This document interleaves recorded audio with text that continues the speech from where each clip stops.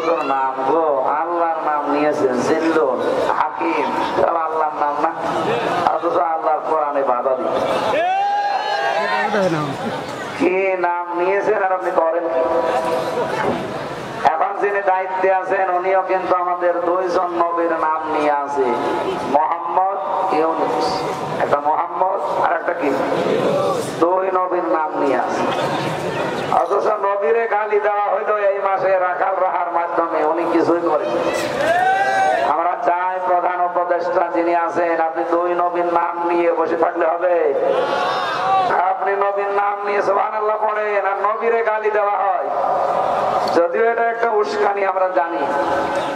আগস্টের 5 তারিখের পর থেকে 28 অক্টোবর গতকাল এই দিন পর্যন্ত আমরা দেখেছি প্রায় 27টার উপরে দাদাদের দেশ থেকে প্রায় 27টার উপরে চক্রান্ত হয়েছে, একটাও হালে পানি নেই।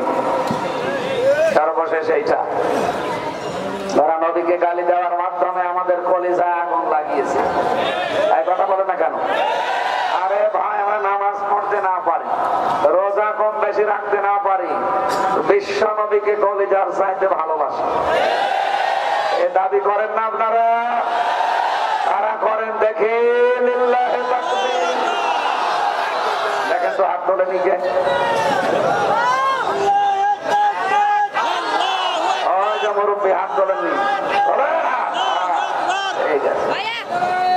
আলহামদুলিল্লাহ ভাই, হাত তোলালাম এই কারণে হযরত ইব্রাহিম আলাইহিস সালাম উনি যখন আগুনে ছিলেন একটা ব্যাঙ শুধু প্রসাব করেছিল, আল্লাহ এত বেশি পছন্দ করেছিল ইব্রাহিম নবীর পক্ষে থাকার কারণে তার প্রসাবও পাক বানিয়ে। আজ রাসূলুল্লাহকে যারা গালি দেয়, কোরআন হাদিসের নিয়ম হচ্ছে রাসূলের অসম্মান করলে তাকে মেরে ফেলা লাগবে। কথা বলেন না কেন? কয়েকজনকে মেরে ফেলা জায়েজ আছে, যদিও বাংলাদেশের আইনে নেই, কিন্তু কোরআনের আইনে আছে। 1 নম্বরে বিশ্ব নবীকে কেউ যদি অপমান করে, কেউ যদি ধর্ম থেকে ফিরে চলে যায়, মানে মুরতাদ হয়ে যায় যারা, কেউ যদি কাউকে মেরে ফেলে, আমার কথা কি বুঝতেছেন? কয়েকটা কারণে মানুষ মেরে ফেলা জায়েজ আছে। এই সমস্ত নিয়ম বাদ দিয়ে বিনা কারণে কাউকে মারা যাবে না, এমনকি গাছের পাতাও আপনি ছিঁড়তে পারবেন না। আমার এ পর্যন্ত বুঝেছেন কিনা বলেন? মানুষ মারা যায় কয় কারণে? 1 নম্বরে পেলাম কি, নবীকে কেউ যদি অসম্মান করে, গালি দেয়, তার সম্মান নষ্ট করে।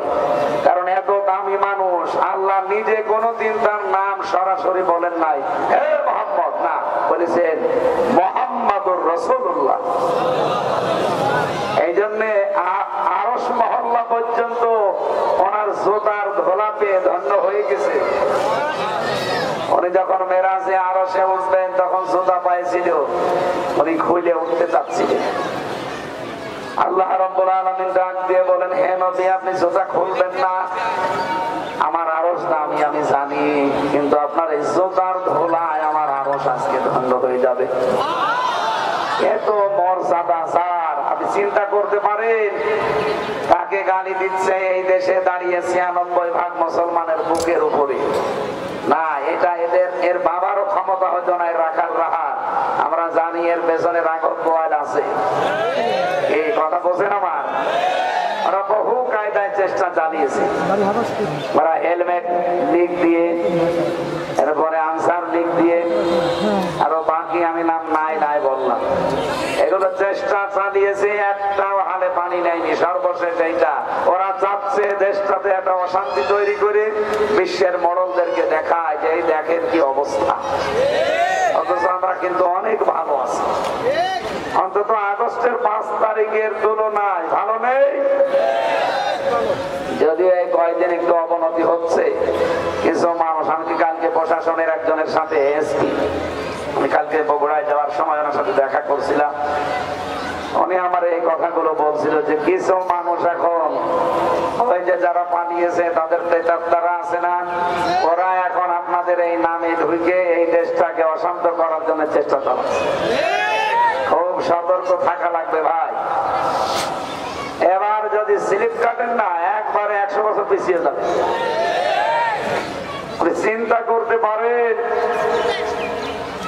96% মুসলমানের এই দেশে নবীজিকে গালি দেওয়ার মতো মানুষ না, সাহস হবে না কারণ, কারণ জীবনের মায়া সবার আছে।